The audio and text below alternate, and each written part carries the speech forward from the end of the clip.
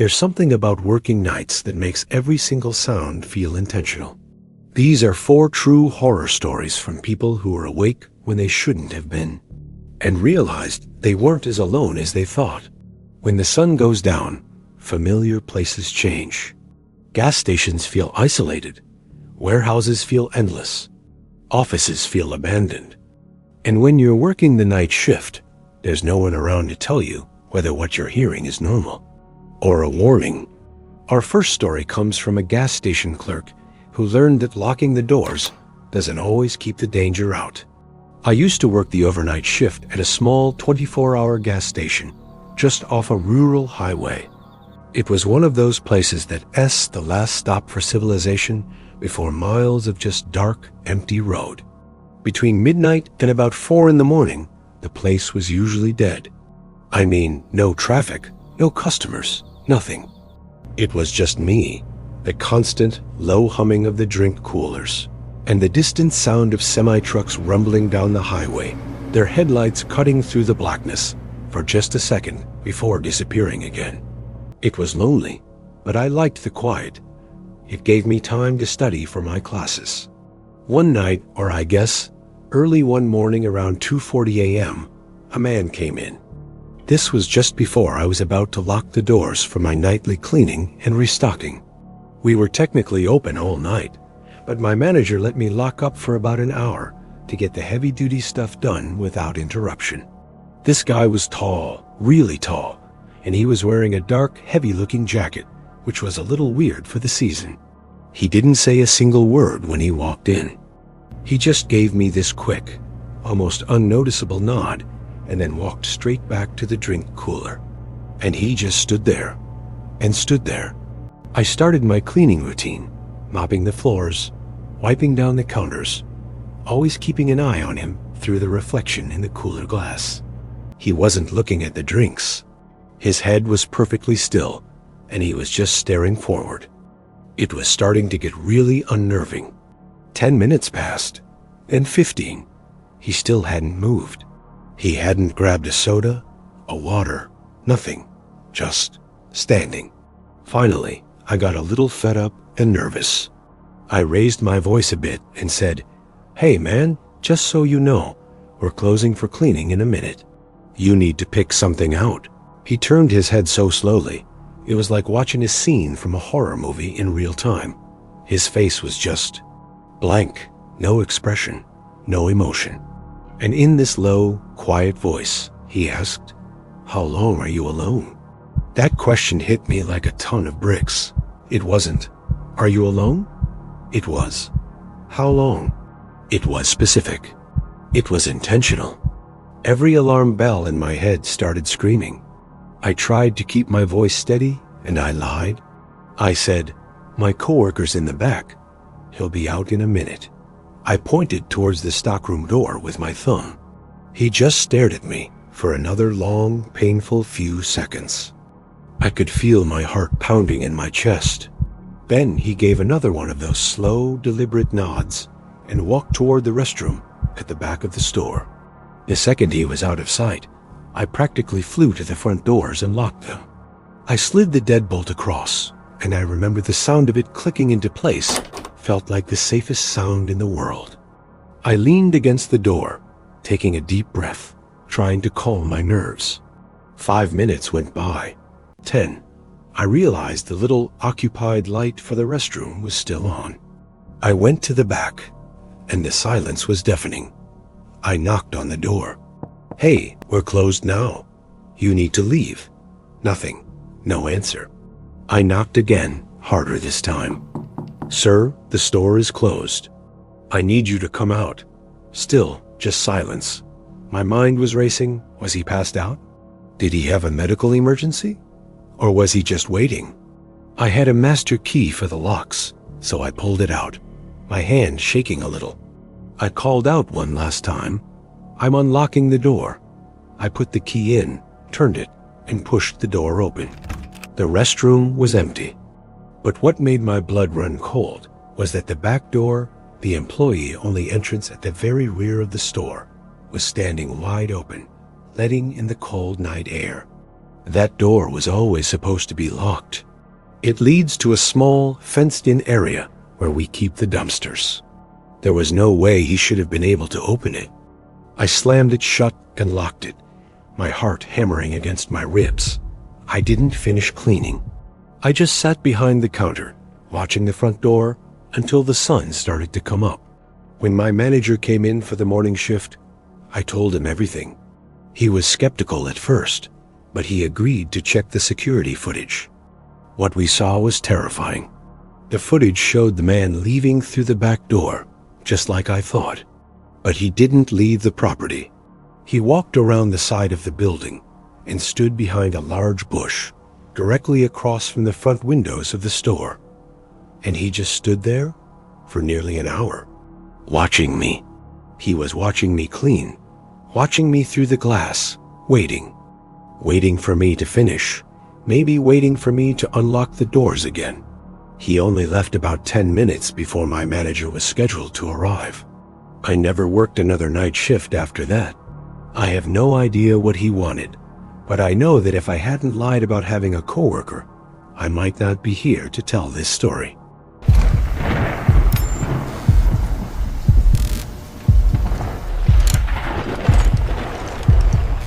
Working nights as a security guard in a massive distribution warehouse. Well, it's not exactly an exciting job. Mostly it's just me, the silence, and the rows upon rows of shelves that seem to stretch on forever. The place is so huge, sound carries in weird ways. Every little creak and groan of the building becomes a companion. The lights are all on motion sensors, so whole sections of the warehouse stay dark until you walk into them. It's an efficient system, but it can also be incredibly eerie. One night, around 1:20 a.m., something strange happened. I was in my little security office, watching the monitors, when an aisle suddenly lit up. Aisle 14.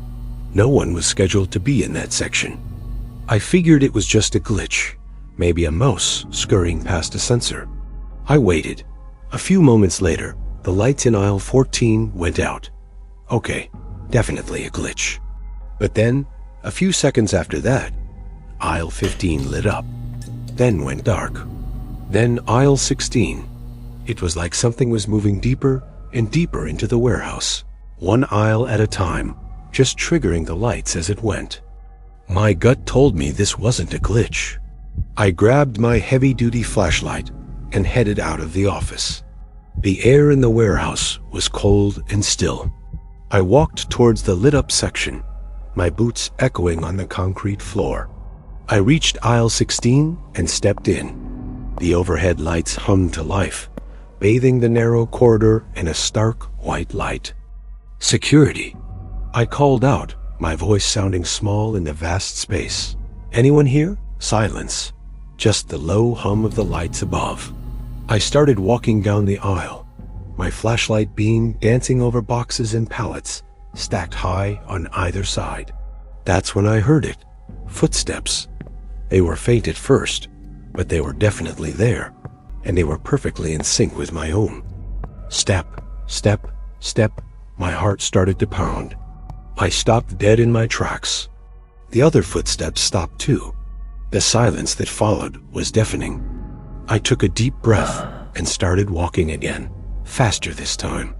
The other footsteps matched my pace. Step, step, step, step. It was like my own echo had come to life and was walking right behind me. A cold sweat broke out on my forehead. I spun around, shining my flashlight back the way I came. Nothing, just an empty aisle. This isn't funny. I shouted, trying to sound braver than I felt. Announce yourself now. My only answer was more silence. I stood there for what felt like an eternity, my ears straining for any sound. Then, a loud clang echoed from behind me, making me jump out of my skin. It sounded like metal hitting the concrete floor.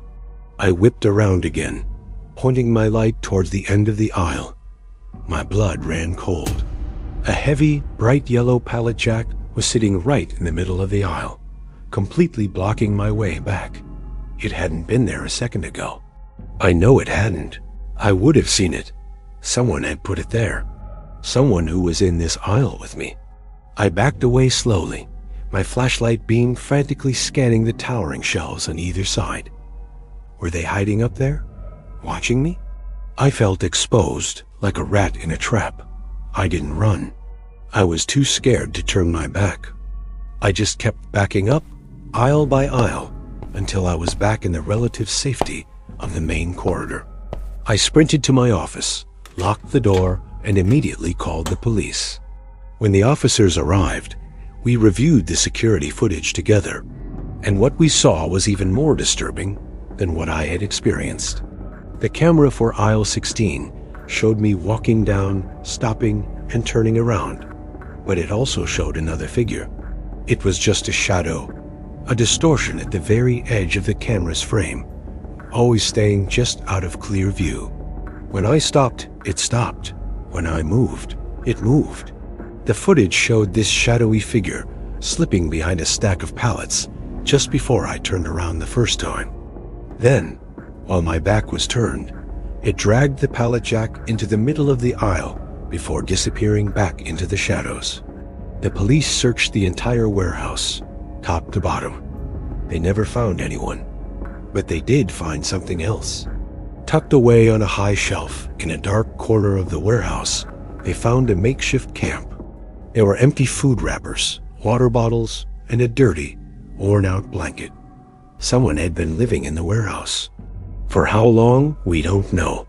They had been watching the night shift, watching me, moving through the shadows like a ghost. I quit that job the next day. I can't shake the feeling that on some nights, in the vast, silent dark of that warehouse, someone is still there, watching. Thanks for listening to my story. Make sure you subscribe for more.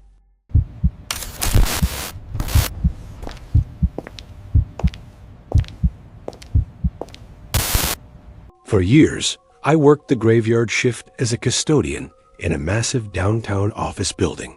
It was usually my favorite part of the day. The city would finally quiet down, and I'd have entire floors to myself.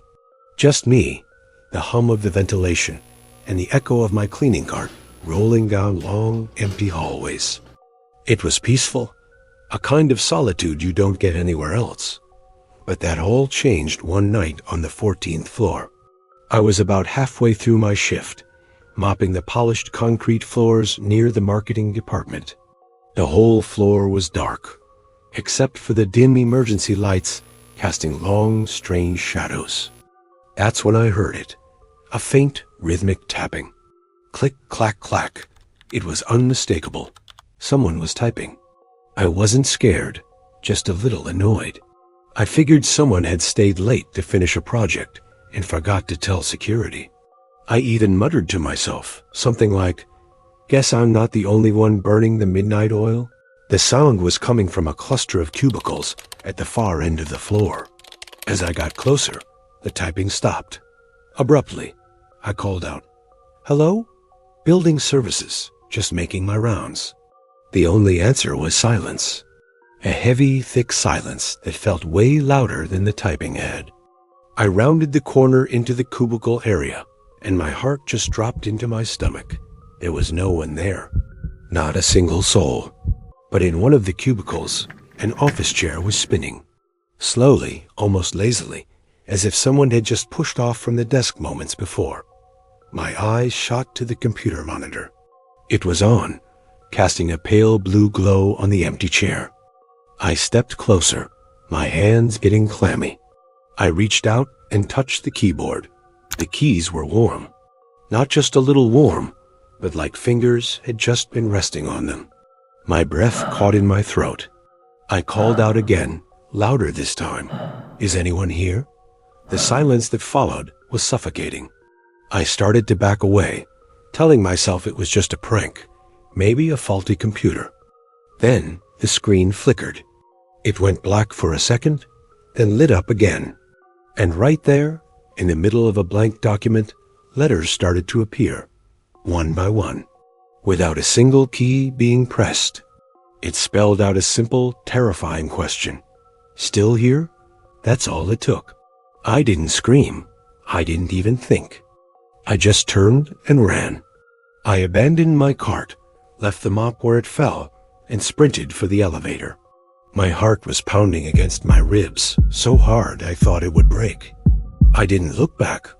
I didn't even stop at the security desk. I just burst out of the front doors and didn't stop running until I was blocks away, gasping for air under a streetlight. The next day, I told my supervisor I was sick. I couldn't bring myself to tell him the real reason. A week later, I heard from a friend in the IT department. I'd asked him to check the logs for that specific computer, trying to find some logical explanation. He called me back, and he sounded genuinely confused. He said the computer hadn't just been logged off the network. Its network card had been fried for over 2 months.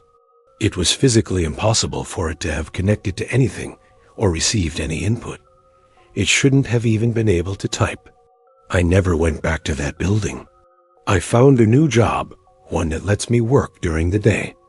Sometimes, when I'm working late and the office starts to empty out, I can still hear that faint click-clack-clack in the back of my mind. And I can still see that question glowing on the screen. Still here? Thanks for listening to my story. If you have a creepy workplace story of your own, I'd love to read it in the comments. Don't forget to subscribe for more strange tales. Stay safe out there.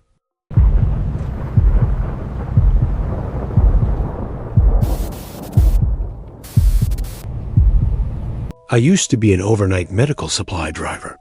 It was a pretty straightforward gig, honestly. 1 stop per night, same route, same drop box. It was quiet, solitary work, which suited me just fine. I'd pick up my package, drive a few hours into the countryside, drop it in a secure box at a rural clinic, and head back. For months, it was the exact same routine, every single shift. The monotony was almost comforting. One night, everything changed. I was about an hour from my usual drop-off point, cruising down a dark, empty highway. The only light was from my headlights, cutting through the blackness. Suddenly, the scanner on my passenger seat let out a sharp, unexpected beep. I glanced over. A new delivery had been added to my route, which had never, ever happened before. Usually, routes were locked in at the start of the shift. I pulled over to get a better look. The screen displayed a new order, but there was something strange about it. There was no address. No street name, no city, not even a zip code, just a set of GPS coordinates. My heart started to beat a little faster. This was way outside of protocol. I thought about calling my supervisor, but it was 3 in the morning. I didn't want to wake him for what was probably just a system glitch. I figured I'd check it out. Maybe it was an urgent delivery for a new, unlisted location. I punched the coordinates into my phone's GPS. The destination was only about 15 minutes off my current path, leading me down a series of increasingly narrow and poorly maintained back roads. The paved highway gave way to gravel, then to a bumpy dirt track. My van rattled and groaned as I navigated around deep potholes. The woods on either side of the road were dense and dark, swallowing the beams of my headlights. Finally, my GPS announced, "You have arrived." I peered through the windshield and saw it. A massive, dilapidated warehouse looming in the darkness. It looked completely abandoned. The windows were boarded up, and weeds were reclaiming the parking lot. But one thing was wrong. One of the large metal loading dock doors was slightly ajar, maybe a foot or 2 off the ground. And from that gap, a sliver of faint yellowish light spilled out onto the cracked concrete. A chill ran down my spine. This couldn't be right. No one should be here. I grabbed my scanner and the package, my hand hesitating on the door handle. I got out of the van, the sound of crickets suddenly deafening. The air was cold and still. I walked slowly towards the open dock door, my footsteps crunching on the gravel. I called out, "Hello? Delivery?" My voice sounded small and weak against the silence of the night. No response. I crouched down and peeked under the door. Inside, the warehouse was cavernous and dusty, filled with old, forgotten machinery draped in cobwebs. But in the center of the vast space, a single bare bulb hung from the ceiling, casting that eerie yellow glow. No one was there. Just silence and the low hum of that one light. I stood up, completely unnerved. This whole situation felt wrong. I looked back at my scanner, hoping for an update, an explanation, anything. And that's when I saw it. The screen had refreshed. The delivery status, which had previously said in transit, now displayed a single, chilling word. Waiting. That was it. I was done. I didn't care about the package or the protocol. My instincts screamed at me to get out of there. I turned, scrambled back to my van, threw the scanner and the package onto the passenger seat, and slammed the door. I cranked the engine and tore out of that lot, not even daring to look in my rearview mirror. I didn't slow down until I was back on the main highway, my heart pounding in my chest. The next day, I had to file a report about the undelivered package. I sat across from my supervisor, trying to explain the bizarre coordinates and the abandoned warehouse. He listened patiently and pulled up my route data from the previous night on his computer. He frowned, shaking his head. There was no extra delivery, he said. Your scanner shows only the one standard stop. No other coordinates were ever sent to your device. I insisted, telling him about the warehouse, the light, the open door. He typed the coordinates I gave him into a property database. He turned his monitor towards me. On the screen was a satellite image of an empty, overgrown lot. This is where you're talking about, he said. That can't be.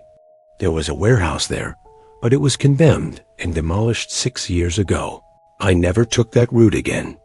To this day, I have no idea what was waiting for me in that warehouse that doesn't exist. And honestly, I don't think I ever want to know. Thanks for watching, and if you enjoyed this story, be sure to subscribe for more. Stay safe out there.